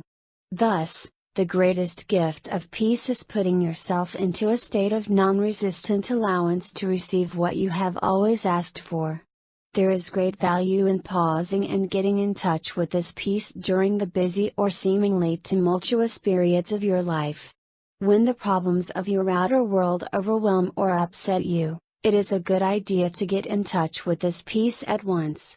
When you feel yourself swamped with fears and worries, it is also a good idea to seek this peace out at once. Resist the urge to pick up the phone and talk to someone about your problems. Conventional wisdom tells us that the more we talk about our problems and let off steam, the better we will feel. But I've already shown you that the more you talk about the problem, the more thought energies you focus onto it, and hence the more you continue to perpetuate the situation. Let this be a new way through which you enjoy life. When in doubt or fear, call upon peace. This is what the Bible has always told us to do, although the message may have been lost through the ages and various translations. This peace is always within you, ready to be called upon at the slightest notice. If you do this unfailingly every single time you meet with an obstacle on the outside, you'll find these obstacles resolving themselves every single time.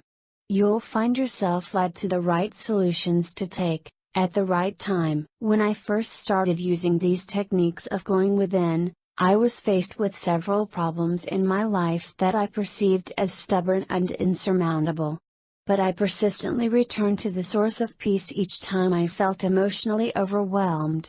Within a few months, all the perceived issues in my life cleared up and nothing upset me anymore. I still continued to be in touch with my peace for at least once a day.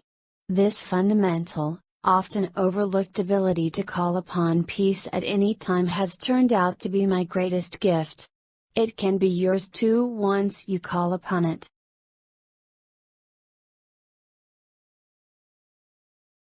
Chapter 8, Transmuting the Gift into Outer Manifestations. This deep wellspring of inner peace has been called various names throughout the ages.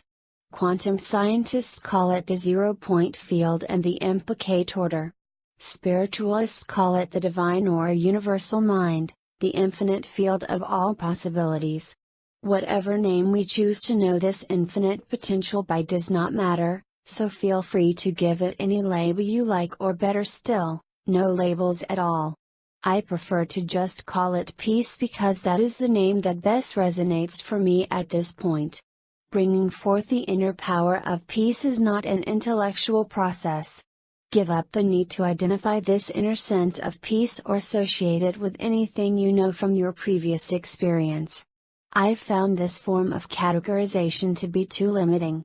Whenever we try to label a new experience by associating it with something we know, or read, from the past, we limit the possibilities that can be experienced.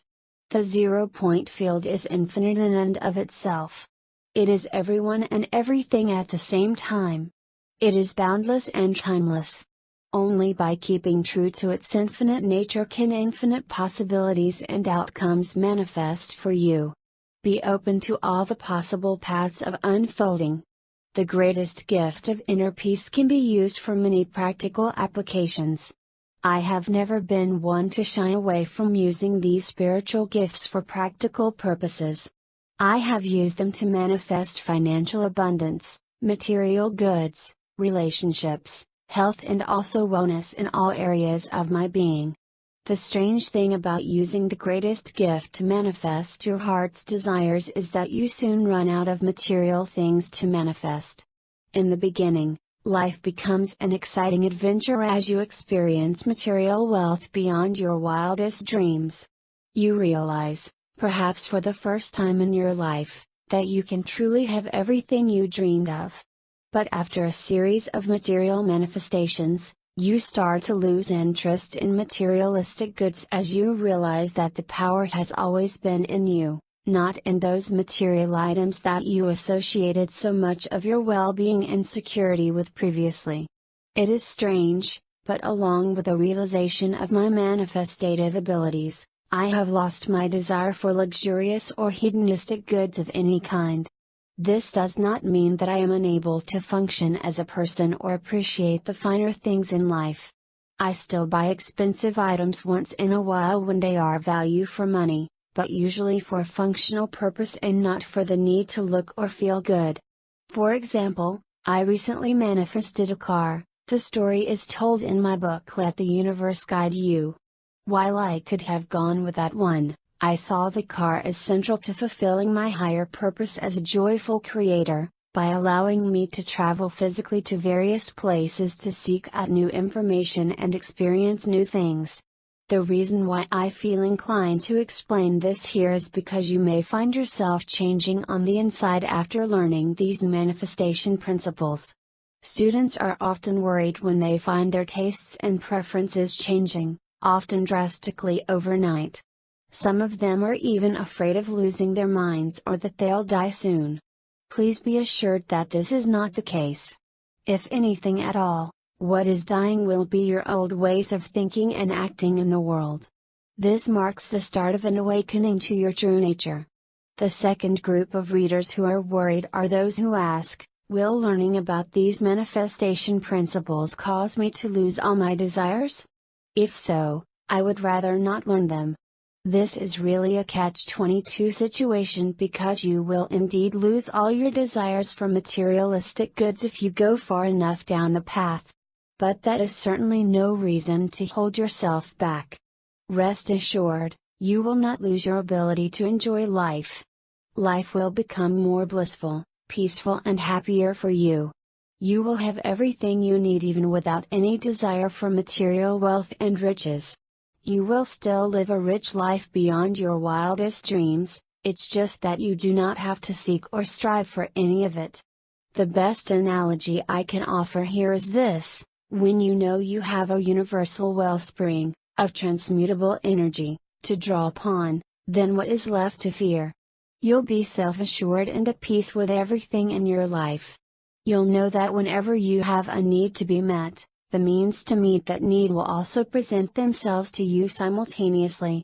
There is no need for worry or fear. From this perspective, there is no need to hoard anything or prove anything to anyone at all.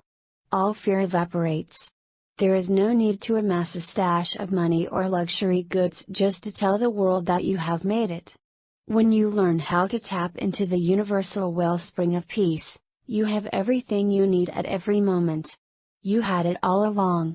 One of the early affirmations I learned from Catherine Ponder was, "All my needs are met at every point in time and space." In the early days, I would feel a deep sense of peace wash over me as I read this affirmation to myself on the inside.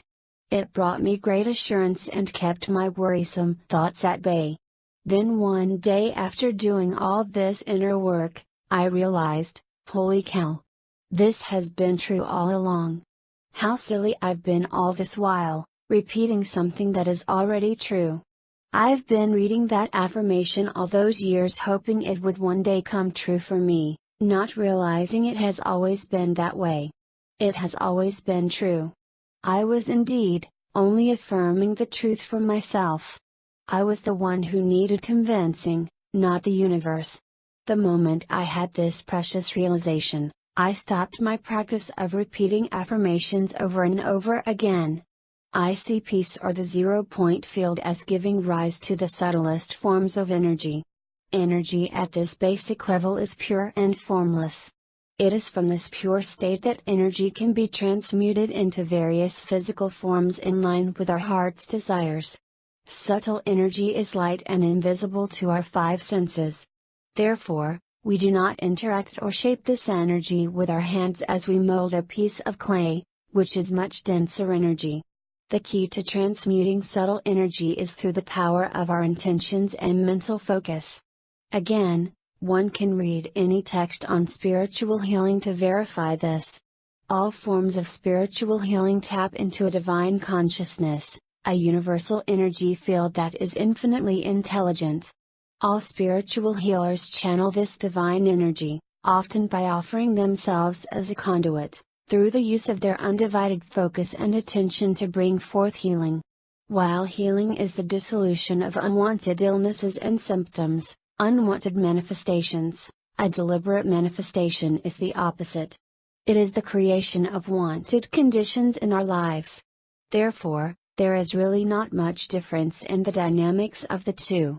It goes without saying that all of these manifestation steps could also be used to effect spiritual healing. When most people read about modern-day healing encounters, they often say, "I sure wish I had this special ability."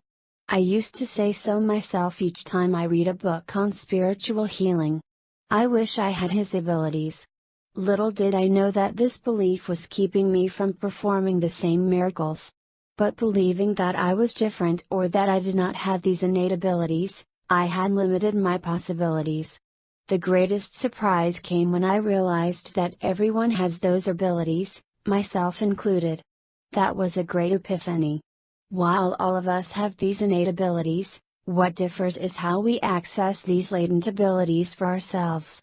I reasoned that it wouldn't make sense for these abilities to require an instruction manual to operate, neither would it make sense if we needed a PhD to work them. Their access should hinge on something more fundamental than that, a basic quality that resides in every human being on the planet today. On the cover of this book, I have chosen an image of 3 nicely wrapped gifts. Notice how each of these gifts is tied with a beautiful ribbon. To get to the gifts contained within the package, one has to first undo the knot created by the ribbon. This is where an appropriate analogy comes into play. If you had no idea how knots worked, you could tug at the wrong end of the ribbon and make the knot even tighter with each pull. You could find yourself exerting lots of energy while not getting anything done. Over time, the knot would become a dead knot that is impossible to undo without cutting the string. On the other hand, if you knew which end to pull, the whole knot would come loose with a single, light tug. No effort is needed, just a light pull. This is a useful analogy to keep in mind as you are shaping this subtle energy. No force is needed, just a gentle pull in the right place and the wrapping comes apart. Anytime you find yourself using force or straining yourself, you are actually making the knot tighter.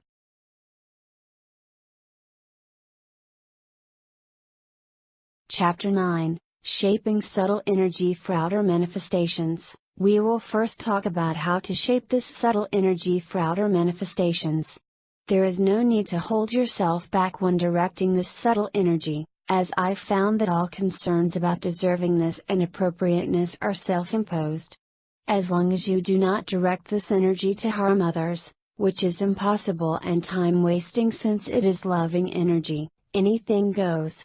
Many students have the concern that they should not ask for too expensive or luxurious things. But as I've mentioned, the universe does not discern or judge the actual content of your desires, it simply gives you what you are aligned with.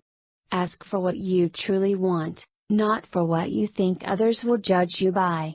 The fundamental basis for any manifestation is to first get yourself into a peaceful state. Follow the instructions in chapters 6 and 7 to get yourself into a state of deep inner peace while you experience the transcendental nature of the peace. If you stayed there and did nothing else, that would suffice. Recall how I merely accessed this inner peace for brief moments during troubling times, and that was all that was needed to effect changes in my outer situation. Therefore, even if you remained in this pure positive energy and did nothing else, the openness of your being while in this powerful state would create far-reaching changes in your outer reality. At the level of peace, nothing exists. Because nothing exists in form, everything is possible. Remember the earlier saying by Bashar? When it seems like you have no options, that is when you have an infinite number of options available to you. Remember Bentov's pendulum? While it appears that the pendulum is absolutely still and doing nothing in our physical dimension, It is actually simultaneously present in all dimensions at once. It has become out of this world and yet in every world at the same time. The essence of these two narratives, and many others in various religious texts, point to a fundamental point, that by doing nothing and becoming still, one becomes the sum total of everything at a single point in time. This is perhaps the closest I can come to describing this paradox in physical words. You'll have to experience the rest of it for yourself. If you had an infinite number of options available to you, what would you choose to become? At the energetic level, the question becomes, if you could create anything from this piece, what would you choose to create? The answer, of course, is totally up to you. Become a pure channel for this piece without altering it in any way. Become a pure channel for this piece without trying to categorize or fit it within the confines of what you already know. This peaceful state is formless and a representation of the infinite possibilities that are to come into your life. While you are immersed in that peaceful state, will you experience two things? First, you will feel a profound sense of assuredness and security wash over you. You will have a deep inner knowing that everything is alright and has always been, whatever the outer circumstances may be. You will know that no matter what happens, you have the deep inner resources to transcend any obstacles. You'll also know that all obstacles are merely man-made illusions. I experience this as a grounding of my being, as if I am supported by a very firm and solid spiritual foundation. This sensation is further enhanced if I close my eyes while dipping into this inner peace. Second, you will feel a sense of timelessness, as if time and space do not exist at all. You'll feel time coming to a standstill for you, or that you momentarily lose any concerns about physical time. These should be the two main sensations that you experience while in this profound state of inner peace. If you find your peace disturbed by thoughts of whether I am doing it right, whether I am there yet, or even your fears about the process, then you are not in that state of peace. Let those intruding thoughts go and the whole of your being will get there. To recap our journey up to this point, we first relax our physical bodies and narrow our zones of physical awareness. Eventually, we switch from using our physical senses to perceiving with our inner senses. Finally, we reach that sacred moment where we drop into peace, where all thinking stops and we get to experience the whole of our being. Most people logically assume that they'll not be able to function when thought activity ceases. That cannot be further from the truth. The reverse is actually true. When you manage to stop all thoughts, or stop engaging in your thoughts, you experience the fullness of your being and see yourself as who you really are. You begin to perceive that white sheet of paper as it really is, rather than a white sheet of paper covered with scribbles and pen marks. You realize that the black piece of paper you have been staring at all along is actually white. That is the point where your awareness actually grows instead of becoming closed off. Therefore, a sense of awareness does not depend on intellectual activity or thought. You can be extremely aware of everything that is happening and the nature of reality without your usual logical thought activity. This is also the reason why a state of peace is accompanied by a sense of expansiveness. When you become simultaneously aware of the fullness of your being, you realize that you are not bound by space or time limitations. You can be everywhere across every point in time. Does this sound like Bentov's pendulum again? This is exactly what Bentov was trying to convey. This magical moment is when you gain access, not physical access but spiritual access to all worlds and dimensions. This is when you realize the fullness of your connection with the entire universe. Visualize the pristine surface of a perfectly calm and still lake. Any pebble that you drop into this lake will produce perfectly formed ripples that radiate outward with maximum amplitude. If you drop several pebbles at once, you'll end up with several interfering wave patterns on the water surface canceling each other out. That's why if your thoughts are scattered, it is unlikely that they will lead to fast and precise outer manifestations.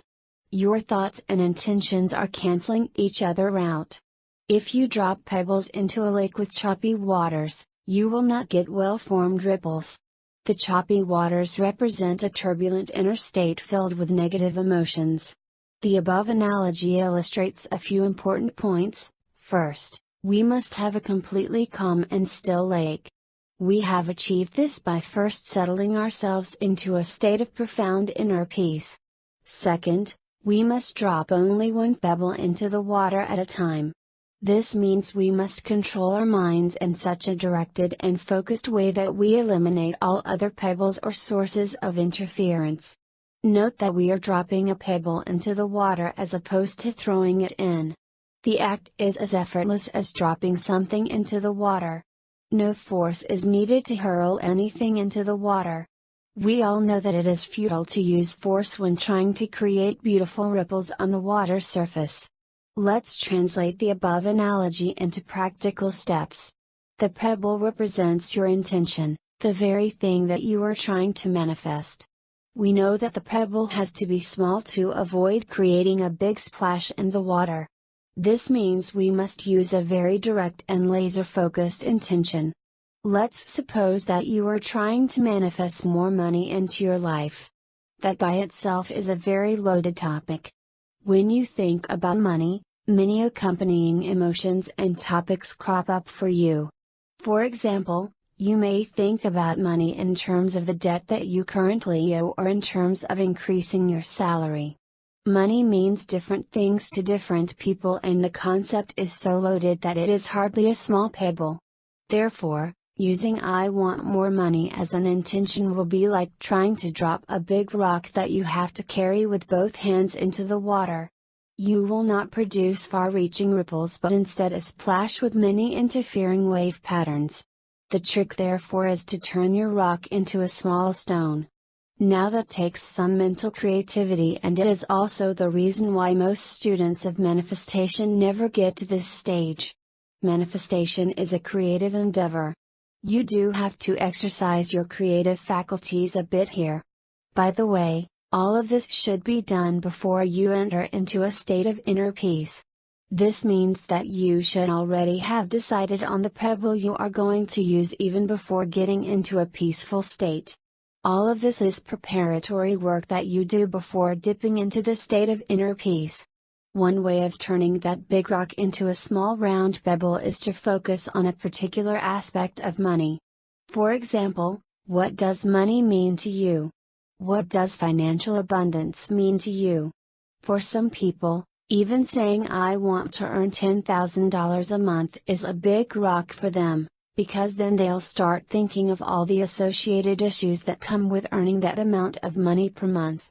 For example, should I ask for $15,000 or $10,000? Which debt should I settle first when I really make that level of income? Pay attention to the associated thoughts that come up when you think of that intention. If many associated thoughts come up for you, then you have picked a big rock and not a pebble.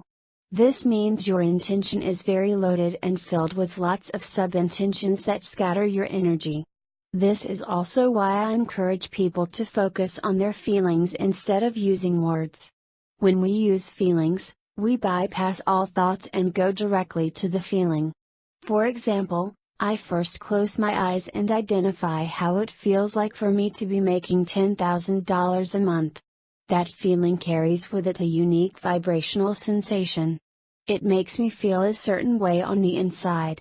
Really identify and get into the essence of that feeling. Notice how that feeling does not bring up any associated intentions or thoughts for you. Notice how no contradictory thoughts come into your mind when you hold on to that feeling.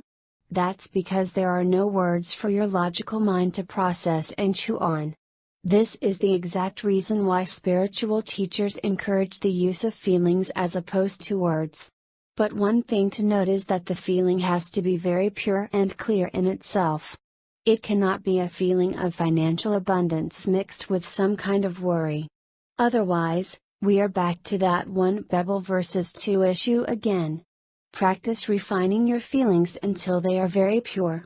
The exact same recipe applies for spiritual healing. Whether trying to heal yourself or another person, get in touch with the vibrational essence of how it feels when the person is completely healed. What does it feel like?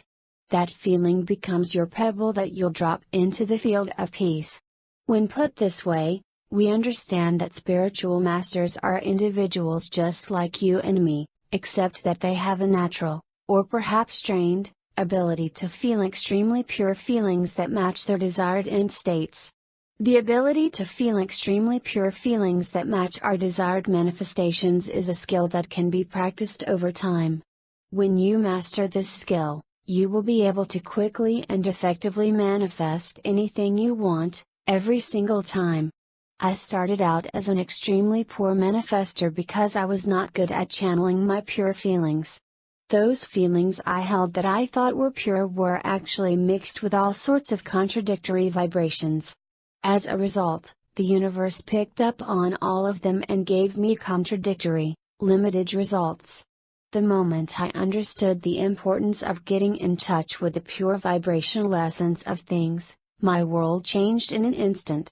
This refinement of feelings is an esoteric practice that many religious sects and traditions guard extremely closely. All of them have come up with different ways for their followers to channel extremely pure feelings, vibrations, through their inner states and therefore achieve certain outcomes. This may be done through the chanting of certain mantras, adoption of certain physical postures, or the vocalization of certain frequencies. But understand that you can train yourself to reach this pure feeling state through practice and feedback. This is probably the first time I am revealing this information in print. If I wanted to manifest anything, I would probably spend 90% of my time studying how I could become vibrationally pure and in tune with what I wanted to manifest, and 10% of my time doing the steps and techniques outlined above. The 90% is crucial to get to that pure feeling state. If your mental energy is even a little bit mixed, then you are going to experience delayed manifestations. Therefore, spend some time looking for creative ways to channel this pure energy within yourself. With practice and successes, you will become very adept at this. I often find myself being able to get in touch with the pure vibrational essence of my desired manifestations very quickly. For example, let's assume that I am trying to manifest a particular object in my life. How will I feel when that object is mine? I dive deep into the vibrational feelings behind that experience and identify the inner sensations that stand out for me. Next, I test this sensation to see if there are any contradictory vibrations within. This is not an intellectual process, and the answers come to you the moment you ask. You'll feel it in your being if there are any contradictory feelings of worry or fear associated with what you are trying to manifest. If there is a presence of contradictory feelings, then you can either find a new way to vibrationally represent what you are trying to manifest, or use the letting go steps that I have written about in my previous books. The entire key is to drop into a state of inner peace, and at that point of profound stillness, gently drop the pebble into the water without strain or effort. You do so by bringing to mind the pure vibrational feelings you have identified with earlier at that exact moment. Therefore, if I am intending to help someone heal, I drop into peace, and when in that peaceful state effortlessly hold the vibrations of total and complete healing on the inside. If I am intending to manifest a particular object, I drop into peace, and when in that peaceful state hold the vibrations of my desired manifestation on the inside. You will realize when doing so that you literally become the vibrational essence of what you are trying to manifest. In that moment, your abundance, your joy, your whatever it is that you intend to create. You do not have to hold these feelings for long. How long does the pebble have to stay on the surface of the water in order to create ripples? That would be an absurd question to ask. The pebble does its own thing naturally. The same applies here. How long do you have to hold on to these feelings? The vibrations do their own things naturally in accordance with the laws of the universe. Therefore you do not have to hold on to these feelings at all. The moment you drop into that state of inner peace and channel that intention within you, it is done. The whole affair is complete in less than a second. What it depends on is, 1. The calmness of your inner state and, 2. The purity of your directed intentions. It is done.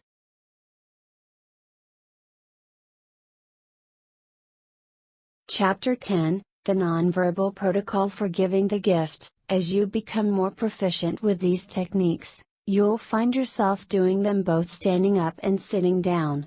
You'll find yourself getting in touch with your inner peace without the need to close your eyes. You'll find yourself dropping into peace while your physical body is in motion, as you are engaged in other life activities. Again, the idea here is joyful experimentation. Recall the analogy of dropping a pebble or loosening a knot by pulling on the right end of the string. There is no strain or struggle in any of this. Let everything happen naturally. When you have mastered the process sitting down and closing your eyes, you'll find yourself gaining the ability to do it sitting down with your eyes open and so on. I have been playing with this for such a long time that I can become aware of an issue usually while in conversation with another person. While still talking to them or when they are turned away briefly, I drop into my state of inner peace and simultaneously direct my purest intentions for the resolution of that issue. I do so not because I would like to gain their favor or appear superior, but because I feel genuine compassion for whatever they are going through in life, having gone through the same struggles myself. Therefore, it does not matter whether what I've done on the inside helps them or not. People often ask, how do you know what you have done helps them? How do you know you are not fooling yourself? That's not the point. What I have done has helped me feel better about their situation at the very least. It makes me feel better about what they are going through and changes the way I perceive their situation from one of pity to compassion. You'll notice how the ego wants to shout out, "I've done it." After you have done so, you may notice an incredible urge to tell them things like, "I have just cleared things up for you on the inside." That is nothing more than approval-seeking behavior, which ironically disturbs our inner states even more. You now see why it can be difficult to maintain a calm and peaceful inner state that is conducive for your outer manifestations. Even after it is done, your ego wants to tell the world that you have done it. Your ego wants to take credit for what divinity has done. Let those feelings go and be free from them. There is little value in telling people that you have cleared things up for them on the inside. First, most people will not understand what you're talking about and will look at you as if you have lost your mind. Next, whether you tell them makes no difference to the result and instead creates more mind chatter for you. I often observe that these individuals' situations have indeed improved for the better. However, the improvement was certainly not my work. It was the work of the universe. I merely tapped into this greatest gift within myself, which is also available to everyone else. If they could tap into this gift for themselves, they would rise above their issues as well. It is no coincidence that spiritual healers throughout the ages have asserted the same thing, that a higher power flows and works through the healer. Through the directed use of your pure intentions, you help to effect change in another person by directing the flow of subtle energy. If there is anything else blocking that change, or if that person does not wish for change, your intentions will simply not work. There is no harm in trying. Now on to the most interesting piece of the puzzle. When you wish to help someone but do not know how to do so, you can always intend peace, while being in a state of inner peace, for the other person. That peace will resolve and straighten everything out for that individual. Sometimes I am unable to figure out or get in touch with the pure vibrational energy needed for the resolution of an issue. This happens especially if there are many issues in an individual's life and if he has bombarded me with many details, or if I am too emotionally attached to a person. In those situations, I simply intend peace and know that divine intelligence will transmute this peace into whatever is needed in his life. Infinite intelligence knows the path to freedom better than anyone else. I'm having goosebumps now as I write these words because doesn't this remind you of John 14:27? I'm leaving you at peace. I'm giving you my own peace. I'm not giving it to you as the world gives.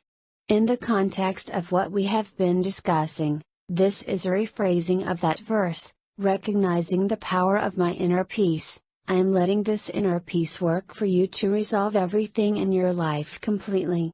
My definition of peace is not the contrived definition that the world goes by, not in terms of the absence of violence but something deeper than that. Wow! The most miraculous story of this nonverbal healing power of peace happened to my own mother. Readers of my previous books will know that my mother has been a chronic worrier all her life, always worried about things going wrong and whether she would have enough money for her retirement. Her physical health suffered after she retired, compounded by the lack of a regular income. I expected my mom to grow increasingly pessimistic and negative as the years went by, and this seemed to be the case for 2 decades. Her knees were hurting so badly that she could hardly travel. As her son, I felt a strong desire to help her, coupled with a strong sense of emotional attachment to her situation.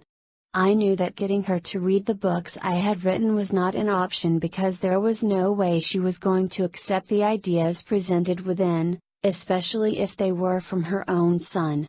They were so far from the religious framework and beliefs she had known all her life. What I instead did was to intend peace for her and clear out any blocks for her at a spiritual level, never once telling her what I was doing on the inside. The most miraculous changes occurred. She did not experience spontaneous physical healing but was instead persuaded by a friend to join a gym for weekly exercises. Considering that she had never exercised all her life and hated it, this sudden transformation in her was stunning, to say the least. As she worked out regularly of her own accord, her knee problems corrected themselves and she gained a newfound sense of confidence. Her mood improved, along with a desire to travel to faraway places and experience new things. I've had the pleasure of observing this complete change in her at close range and can tell you that after years of persuasion and emotional blackmailing on my part that did not work, peace finally did it for me. The most surprising thing was noticing her positive and carefree attitude when we conversed. A few decades of negative thinking had completely disappeared. Talk about a quantum shift.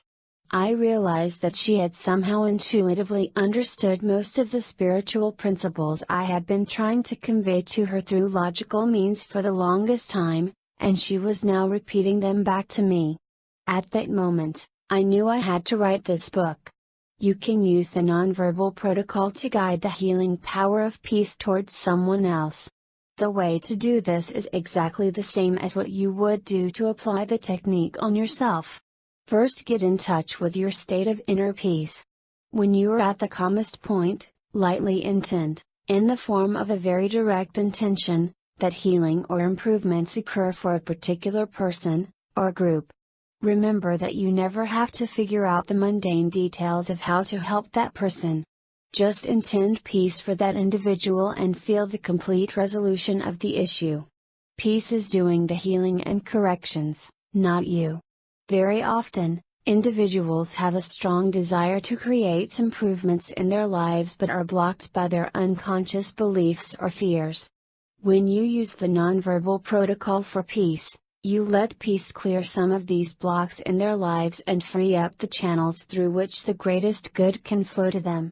If they were in a position to apply these techniques for themselves, the same effects would be achieved. Since we are all connected, healing and manifestations can take place across boundaries of time and space. It is possible to use the nonverbal protocol of peace to help other people heal or improve their lives without physically communicating with them. I use the nonverbal protocol on everything and everyone. Children respond particularly well to this protocol because they have relatively few blocks to begin with and may be too young to learn these techniques for themselves. To allow for the widest possible range of results, it is recommended that you intend peace and general improvements for someone and let peace do the work rather than state a very specific outcome. We often do not know what is best for another person. I use a specific intention or outcome only when an individual tells me what he wants. For example, if people express a strong desire to be free from particular physical conditions while conversing with me, I take that as a clear signal of their intention and then intend it for them. Otherwise, I always intend more generally and for a general clearing of the blocks in their lives.